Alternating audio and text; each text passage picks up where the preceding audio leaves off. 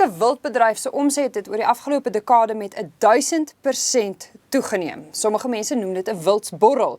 Is dit 'n borrel? Wat is die moontlike gevare en moet jy dalk jou spaargeld in hierdie bedryf belê? Ons is vandag bevoorreg genoeg om twee kenners in die ateljee te hê. Baie dankie dat beide van julle by ons aansluit. Dis Ernst Janowski, hy's 'n kenner en 'n landbouekonoom by Absa, en Richard York wat ook 'n teeler is en 'n kenner op die gebied. Jy's by Golden Breeders, né? Dis korrek. Ja. Okay, kom ons begin by jou, Ernst. Wat is 'n wildsborrel en is ons hier besig om te praat oor een? Kyk, as 'n mens praat van 'n borrel, dan beteken dit die pryse word nie meer ondersteun nie meer die intrinsieke waarde van die onderliggende produk nie. En ek dink dis die basiese ding as jy dit na huispryse toe vat. Byvoorbeeld in Amerika toe hierdie borrel ontwikkel het, is basies die huispryse het so vinnig gegroei dat dit nie meer ondersteun was deur die intrinsieke finansiering daarvan nie, en as gevolg daarvan het die hele ding in duie gestort. Nou in die geval van wild is dit nie heeltemal al 'n borrel seker tot 'n sekere mate nie.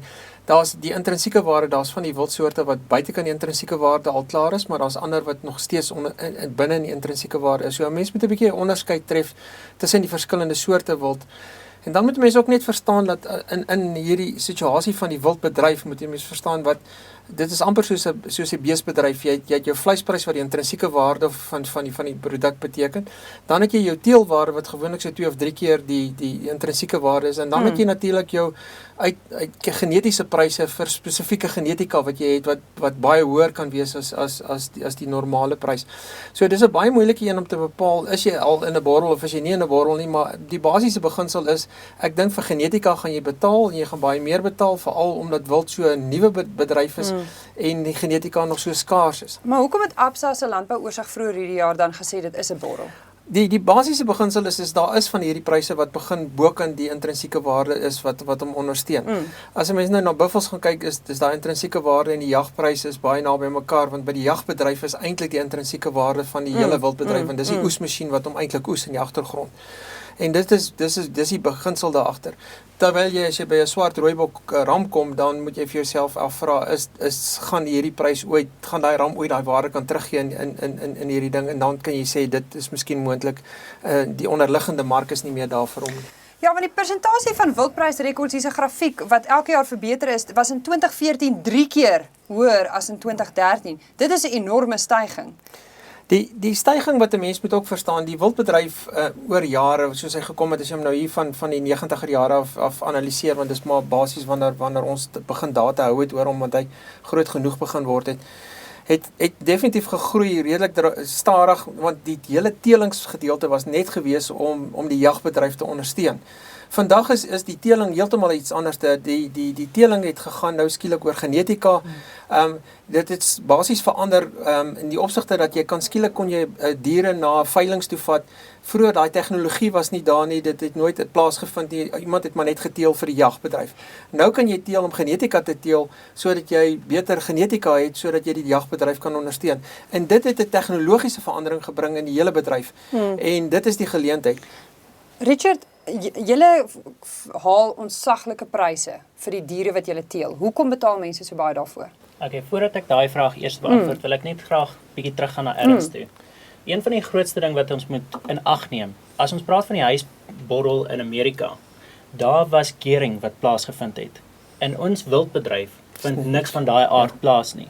So daar's geen kering en daar's geen marginal loans vir mense met 'n kredietprobleem nie. Dis eerste een punt wat baie belangrik is. En as ons praat van die styging van 2014, as ons kyk na die wildindustrie, in 1960 was daar net 3 wildsplase. In 2001 was daar 5000. Nou sit ons met meer as 12000 wildsplase in Suid-Afrika. So waar moet daai wild vandaan kom? Waar kom hy mark vandaan? Ons kan nie wild inbring van Botswana en Zimbabwe en daai plekke nie. Ons moet daai wild vir daai plase moet ons hier skep.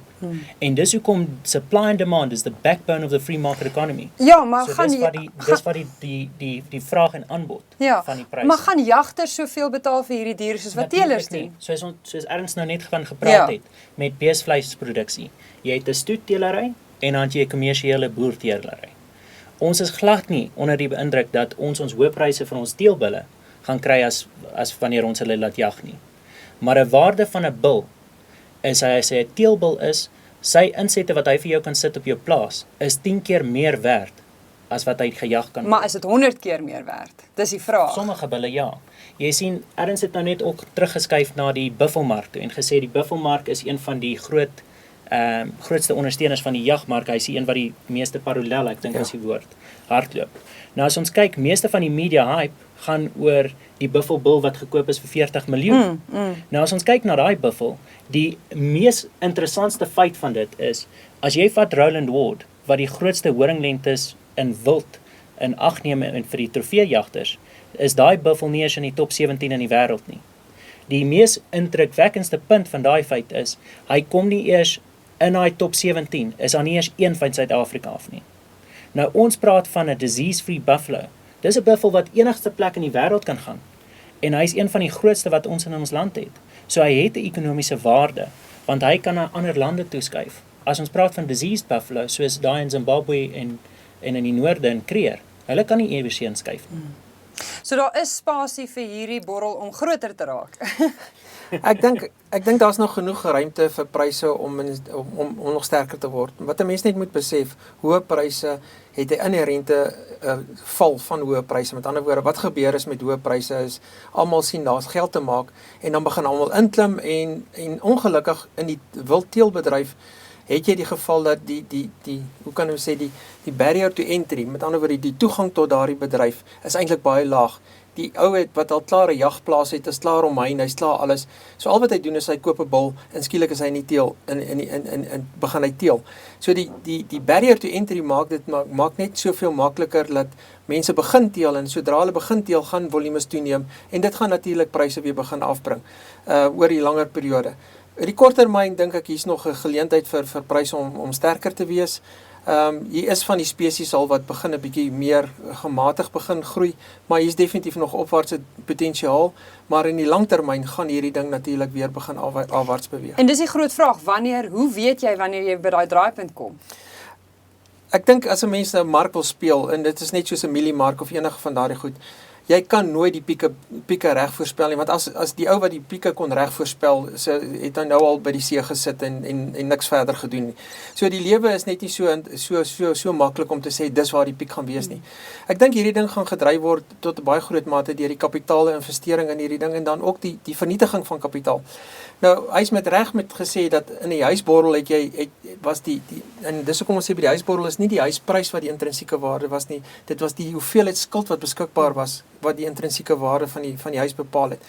By die wild gaan daar op 'n stadium kom waar volumes toe gaan neem, pryse gaan begin daal en dan beteken dit die ou of hy dit nou kontant gedoen het of nie, hy gaan net kontant vernietig. Dis eintlik al wat hy gaan kapitaal vernietig. En dit beteken hy daai ding gekoop teen daai prys, dit is nou teen 'n laer prys en dis kapitaalvernietiging. Maar dit gaan nie beteken dat hy bankrot gaan wees soos wat in die geval van 'n huisborrel was waar jy tipe bankrotskappe gekry het wat daarmee uitgekom het nie. En ek dink dit is nie op die kaarte nie, want hierdie goed is alles kontant gedoen tot 'n baie groot mate, want die banke het nog nooit regtig gefinansier teenoor wild nie. En dis hoekom dit baie kontant besigheid is op die huidige stadium en ek dink dis hoekom jy dit nie eintlik 'n borrel kan noem nie. Jy sien ietsie anderste wat ons ook moet na kyk. Al gebeur dit dat die wildprys halveer, sit ek nog steeds met 'n produk wat aan kan teel, wat sy nommers kan verdubbel. So al halveer die prys, sit ek met dubbel die hoeveelheid wild. Ja, maar die waarde gaan aanhou afgaan hoe meer jy dit maak teel. nie saak nie. Jy gaan nog steeds dieselfde volume en produksie kry. As jy praat van huise kan nie, bakstene kan nie multipliseer nie, maar met wild kan dit. En as ons kyk na ons markte, as jy kyk na die res van Afrika, wat het gebeur met die wild? Kyk na die farm invasions in Zimbabwe. My oom het daar geboer met 300 swart-wit pense. Hy het ons nie getoelaat om meer as 2 jaar te jag nie. Toe hulle die plase gevat het, nou sit hy met niks. Al die swart-wit pense is vernietig. So die enigste plek waar bewaring van toepassing is in Suid-Afrika en dis daai belangstel wat die ouens sien. En ietsie wat ekonomies nie kan bepaal word nie, is ons passie en ons dryfkrag om met wild te wil teel. Hoekom wil mense met wild teel? Dis 'n passie. Ek's 'n Suid-Afrikaner. Ek kyk rugby, ek kyk cricket. Ek kan verstaan Dis 'n hoekom jy passie. rugby en cricket kyk, maar hoekom teel mense met wild? Die great outdoors. Nee, dis 'n ekonomiese ding. Kyk, daar's ekonomies politikus in alle ander realiteite, maar hierdie ding gaan net oor geld. Aan die einde van die dag, om dit anders te stel, Suid-Afrika is een van die min plekke in die wêreld waar jy wild kan besit. Suid-Afrika en Namibië is die twee plekke. En omdat jy die wild kan besit, kan jy geld maak daaruit. Die res van die wêreld kyk daarna as conservation, sodra jy praat van conservation, het die wild eintlik geen waarde nie. Want jy moet hom beskerm en dis beteken die wild het geen waarde nie. So uit geen ekonomiese waarde daarmee nie. En dit beteken net dood eenvoudig in Suid-Afrika kan jy geld maak uit wild uit deur dit te teel, deur dit te laat jag, deur al die prosesse wat jy doen. En selfs ekotourisme, en dis die groter gedeelte van hierdie bedryf wat almal oor stil is. Maar dis eintlik die groot gedeelte en dit is waaroor dit gaan. Baie dankie. Ek wens ons het nog 20 minute gehad om hieroor te gesels, maar ek is seker hierdie gesprek sal voortwoed soos wat die pryse aanhou voortstuur.